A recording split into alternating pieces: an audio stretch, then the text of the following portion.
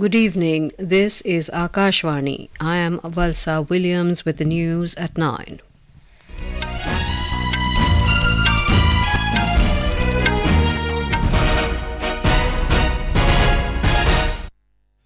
The headlines. Prime Minister Narendra Modi calls for ending distortions like casteism and regionalism damaging harmony in society. Union Home and Cooperation Minister Amit Shah inaugurates the country's first Nano DAP plant in Gandhinagar, Gujarat, asks farmers to adopt natural farming. French President Emmanuel Macron meets with Israeli Prime Minister Benjamin Netanyahu in Tel Aviv, says stability in Middle East only possible if Israel allows for a political approach. China appoints Lan Foan, a technocrat, as the new finance minister in a bid to boost the economy. Indian athletes clinched 17 more medals today in Hangzhou Asian Para Games, taking the tally to 34. And in ICC Cricket World Cup, Bangladesh face an uphill task, chasing a massive target of 383 set by South Africa at Mumbai.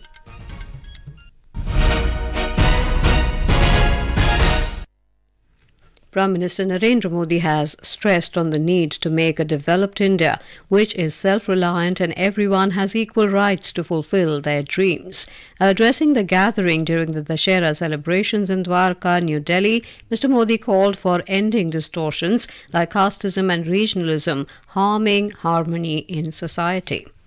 ये दहन हो हर उस विकृति का जिसके कारण समाज का आपसी सौहार्द बिगड़ता है। ये दहन हो उन शक्तियों का जो जातिवाद और क्षेत्रवाद के नाम पर मां भारती को बांटने का प्रयास करते। विजयादशमी का पर्व सिर्फ रावण पर राम की विजय का पर्व नहीं, राष्ट्र की हर बुराई पर राष्ट्रभक्ति की विजय का पर्व बनना चाहिए। The Prime Minister said on Vijay Dashami there is a tradition of Shastra Puja, and on Indian soil weapons are worshipped not to dominate but to protect its own land. The Prime Minister said our Shakti Puja is not just for India but for the welfare of the entire world. Vijayadashami पर शस्त्र पूजा का भी विधान है। भारत की धरती पर शस्त्रों की पूजा किसी भूमि पर आधिपत्य नहीं बल्कि उसकी रक्षा के लिए शस्त्र पूजा की जाती है। हमारी शक्ति पूजा सिर्फ हमारे लिए नहीं पर पूरी सृष्टि के सौभाग्य, आरोग्य, सुख, विजय और यश के लिए की जाती है। He said India is today emerging as the world's largest and most trustworthy democracy. The Prime Minister also urged people to take 10 pledges. These include uplifting socio-economic status of at least one poor family, following the mantra of vocal for local, encouraging digital transactions, saving water, and using made-in-India products. President Draupadi Murmu has said today the country is facing evils in the form of corruption, inequality, illiteracy and terrorism. Addressing the Dussehra celebration at Red Fort in Delhi, she said the ideals of Lord Ram can help the country to deal with these challenges.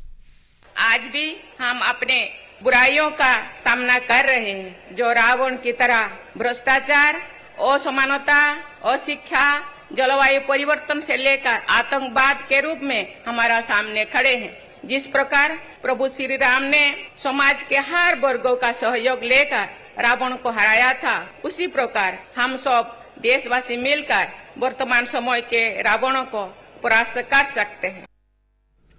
Congress Parliamentary Party Chairperson Sonia Gandhi attended the Ravan Dahan organised by Nav Shri Dharmik Ramleela Committee at Red Fort grounds in Delhi. She worshipped artists enacting the roles of Lord Ram, Goddess Sita, Lakshman and Hanuman during the Dussehra celebrations. Delhi Chief Minister Arvind Kejriwal also attended the Dussehra celebration at Love Kush Ramleela in the national capital.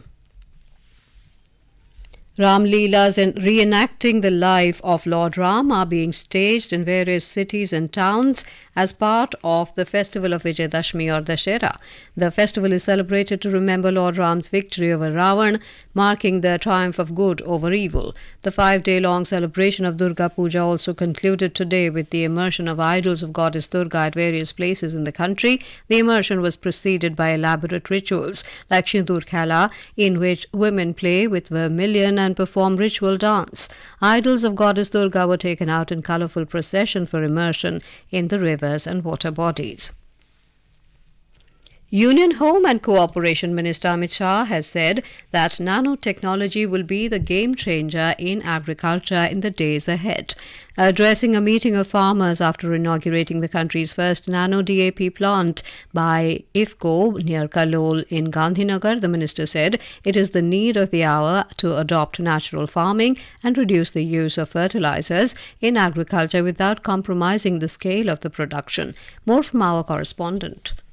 The Nano Liquid DAP plant in Kalol has been set up by IFCO at the cost of 300 crore rupees. The plant has been developed in tune with Atmanirbhar Bharat vision of Prime Minister Narendra Modi. IFCO Chairman Dilip Sanghani said, while one bag of conventional DAP costs around 1300 rupees, the farmers can get one bottle of Nano Liquid DAP for just 600 rupees, which can be carried by farmers in their pockets. The plant will lead to a significant reduction in the imports of DAP and will bring down the logistics and warehousing cost. The plant will produce 5 crore bottles of Nano DAP liquid equivalent to 25 tons of DAP. Aparna Khund, Akashvani News, Ahmedabad. Later, the minister also inaugurated and laid the foundation stone for various development works in the Sanand Assembly area in Ahmedabad. Union Science and Technology Minister Dr. Jitendra Singh today said the startup boom prevailing in the space sector in the country is due to the measures taken by the government. He said the number of startups in the sector rose to over 150 from the single digit 4 years ago. Speaking after inaugurating the new office premises of Skyroot in Hyderabad this afternoon, the minister said it is not only an example of the country's talent and scientific acumen, but also has a message for all of us about the huge potential lying in the country. The minister unveiled Skyroot's Vikram 1 rocket on the occasion and went around various facilities at the premises. This unshackling of the India space sector has led to a huge startup boom. There's been a quantum jump in the last 3-4 years. Maybe we had to wait for 6-7 decades because it was destined that someone like Prime Minister Modi comes in and breaks the taboos of the past. As was being rightly mentioned by him, we had all the talent at our command, we had all the commitment, we had all the capacity. We have huge talent, but possibly we were not moving on with the times. And in the last 3-4 years, we have seen what miracle it could do. This is Akashvani giving you the news. For quick news updates round the clock, follow us on our Twitter handle at AIR News Alerts. A high-level irrigation expert committee from the Union Jal Shakti Ministry examined the Lakshmi barrage of Kaleshwaram lift irrigation project in Telangana today. The 6-member committee, headed by National Dam Safety Authority Chairman Anil Jain, reached the project site as part of the probe into the partial sinking of a portion of the barrage. More from our correspondent. Sinking of the 20th pillar and also partial sinking of surrounding pillars of the Medigadda Lakshmi barrage of Kaleshwaram lift irrigation project created panic among people and the authorities. The impact is visible on pillars numbering 15 to 20 of the 1.6 kilometer long barrage after pillar number 20 partially caved in 2 days ago. The 6-member expert committee visited the dam this afternoon to find out the reasons for sinking and to assess the dam safety. The committee will give its report soon to the Ministry of Jal Shakti. The incident led to temporary closure of the bridge of the barrage across Godavari River that links Telangana and Maharashtra's Gadchiroli district. With Shaumya in Bhupalpalli, Lakshmi, Akashvani, Hyderabad. The Border Roads Organization BRO has restored connectivity to Richu village in Sikkim amidst challenging circumstances. After being severely affected by flash floods on the 4th of October, the village was cut off from the outside world. BRO personnel rebuilt damaged roads, culverts and ridges and ensured the safe rescue of around 200 residents and many vehicles. The centre has constituted an unlawful activities prevention tribunal for adjudicating if there is sufficient cause for declaring the Jammu and Kashmir Democratic Freedom Party (JKDFP) as an unlawful association. The Union Home Ministry had declared JKDFP as an unlawful association on the 5th of this month. In a notification, the ministry said the tribunal consists of Justice Sachin Datta, Judge, Delhi High Court. French President Emmanuel Macron today expressed solidarity with Israel amid its continued bombardment of the Gaza Strip. In a press conference with Israeli Prime Minister Benjamin Netanyahu, Macron added that France and Israel share a common enemy in defeating terrorism. He said stability in the Middle East will only be possible if Israel allows for a political approach. The French president is also expected to meet Palestinian President Mahmoud Abbas in Ramallah. The Palestinian Health Ministry said the death toll in Israel-Gaza war has risen to over 5,000, while 15,000 others have been injured. Israel today confirmed it had killed dozens of Hamas fighters overnight in strikes on Gaza. Meanwhile, in a statement, Israeli President Isaac Herzog today said Israel does not want a war with militant group Hezbollah, but Lebanon will pay the price if the two countries are pitted into such an altercation. According to media reports, Hamas will release another 50 hostages. Red Cross representatives are reportedly on their way to Gaza to take custody of the hostages. China has appointed Lan Foan, a technocrat with little central government experience, as the new finance minister, state media said today. Lan, 61, who was named the Communist Party chief at the finance ministry last month, has succeeded Liu Kun, who had been finance minister since 2018. Previously, Lan was the party chief of the northern Chinese Shanxi province. Lan's appointment comes as China ramps up fiscal stimulus to shore up its economic recovery. One person died and 4 others were missing after 2 cargo ships collided off Germany's North Sea coast. The cause of the collision is still unclear. According to German authorities, one of the ship's crew of 7 had been rescued while 6 others are missing. 2 sea rescue cruisers from the German Maritime Search and Rescue Service, a German Navy helicopter and a water police boat are engaged in search operations. India has clinched 34 medals, 9 gold, 12 silver and 13 bronze at the ongoing Asian Para Games in Hangzhou, China so far. Today, the athletes added 17 more medals to their kitty. The latest medals were collected in men's discus throw. Neeraj Yadav bagged gold, Yogesh Katonia silver and Muthuraja bronze. Ashok clinched bronze in the powerlifting men's 65 kilogram category with the best lift of 192 kilograms.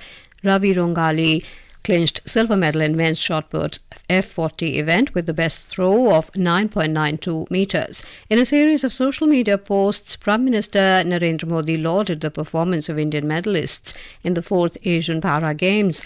India has sent a contingent of 303 athletes participating across 17 disciplines at the Asian Para Games. The country is hoping to surpass their best performance of 72 medals at the 2018 event in Indonesia, consisting of 15 gold, 24 silver and 33 bronze medals.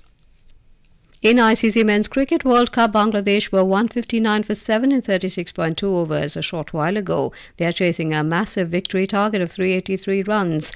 Earlier riding on a magnificent 174 runs by Quinton de Kock, 90 by Heinrich Klaassen and 60 by Aiden Markram, South Africa made 382 for 5 wickets in their stipulated 50 overs. South Africa had decided to bat first after winning the toss. South Africa have won 3 out of their 4 matches so far in the ICC World Cup 2023 and stand at 3rd position on the league table. Bangladesh, on the other hand, is at 7th place with a victory and 3 losses. And now, before we end the bulletin, the headlines once again. Prime Minister Narendra Modi calls for ending distortions like casteism and regionalism damaging harmony in society. Union Home and Cooperation Minister Amit Shah inaugurates the country's first Nano DAP plant in Gandhinagar, Gujarat, asks farmers to adopt natural farming. French President Emmanuel Macron meets with Israeli Prime Minister Benjamin Netanyahu in Tel Aviv, says stability in Middle East only possible if Israel allows for a political approach. China appoints Lan Foan, a technocrat, as new finance minister in a bid to boost the economy. Indian athletes clinched 17 more medals today in Hangzhou Asian Para Games, taking tally to 34 in ICC Cricket World Cup. Bangladesh face an uphill task, chasing a massive target of 383 by South Africa at Mumbai. That is all in the news at 9. Good night.